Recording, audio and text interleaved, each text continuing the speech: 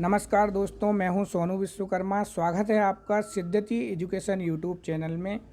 दोस्तों, आज हम पढ़ने वाले हैं एमपीपीएससी प्रीलिम्स यूनिट 10, जिसमें हम नियंत्रक एवं महालेखा परीक्षक के बारे में पढ़ेंगे। तो चलिए दोस्तों, शुरू करते हैं। सबसे पहले हम इसकी पृष्ठभूमि जान लेते हैं।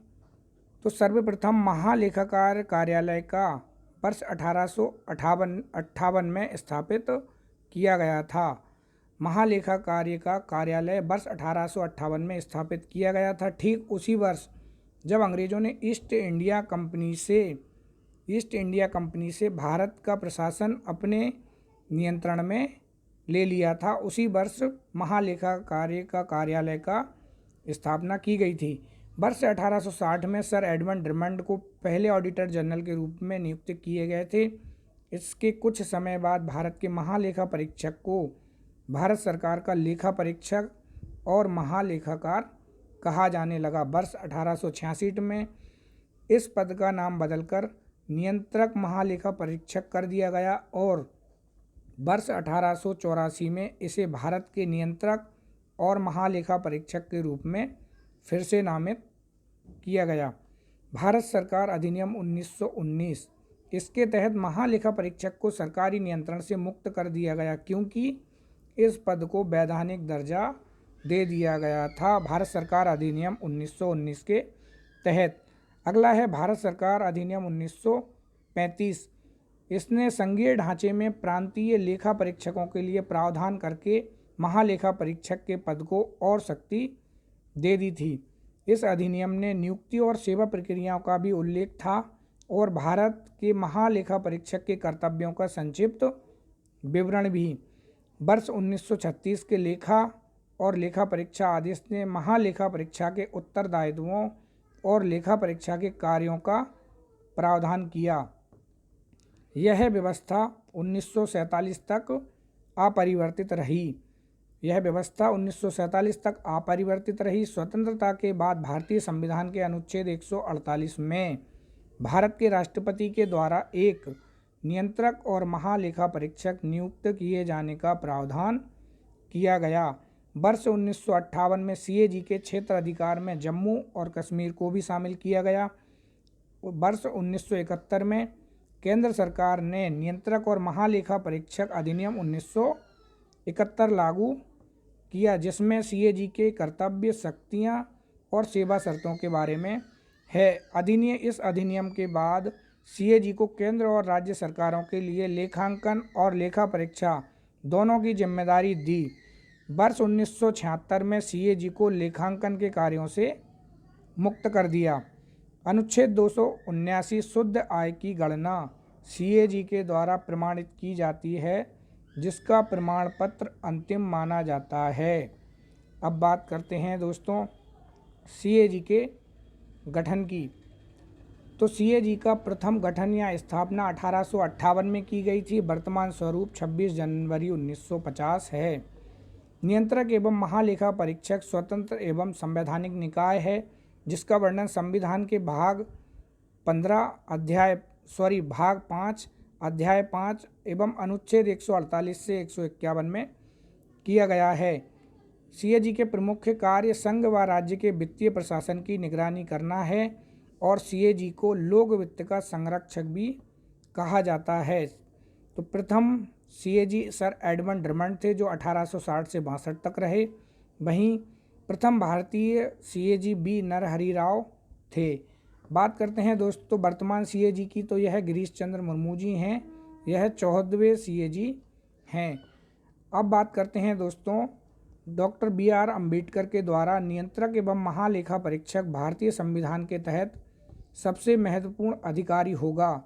यह लोकतांत्रिक व्यवस्था में भारत सरकार के रक्षकों में से एक होगा। इन रक्षकों में उच्चतम न्यायालय, निर्वाचन आयोग और संघ लोक सेवा आयोग भी सम्मिलित हैं।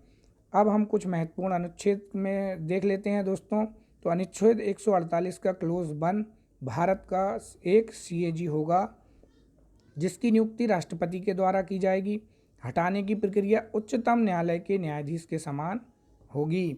क्लोज 2 में शपथ तीसरी अनुसूची के अनुसार राष्ट्रपति के द्वारा इनको शपथ दिलाई जाएगी। क्लोज 3 में वेतन व सेवा शर्तें संसद के द्वारा निर्धारित होंगी। वहीं नियुक्ति के बाद कोई भी अलाभकारी परिवर्तन नहीं किया जाएगा।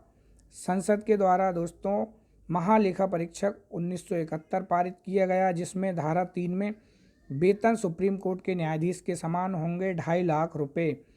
वहीं धारा 4 में पदावधि 6 वर्ष या 65 वर्ष होगी। त्यागपत्र राष्ट्रपति को सौंपेंगे। क्लोज 4 में दिया है सेवानिवृत्ति के बाद भारत या राज्य सरकार के अधीन कोई भी पद धारण नहीं करेंगे। क्लोज 5 सीएजी का प्रशासन नियम सीएजी की सलाह से राष्ट्रपति तय करेंगे।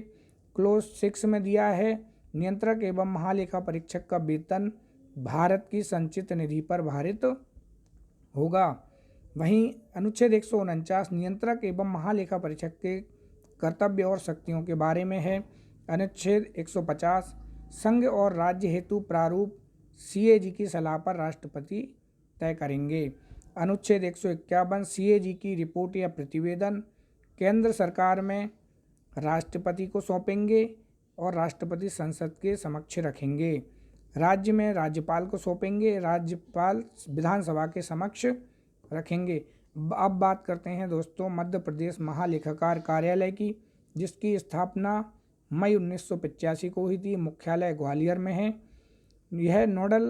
इसका नोडल निकाय भारत के सीएजी हैं। कार्य राज्य सरकार के व्यय एवं प्राप्तियों के मासिक लेखों का संकलन करना है। अन्य कार्यों में कोषागारों का निरीक्षण या लेखा परीक्षा, राज्य सरकार के सामान्य भविष्य निधि और अंशदायी भविष्य निधि खातों का रखरखाव करना है।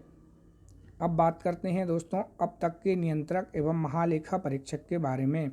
तो पहले थे सर एडमंड ड्रमंड 1860 से 1862, बी नरहरि राव 1948 से 1954, यह प्रथम भारतीय सीएजी थे।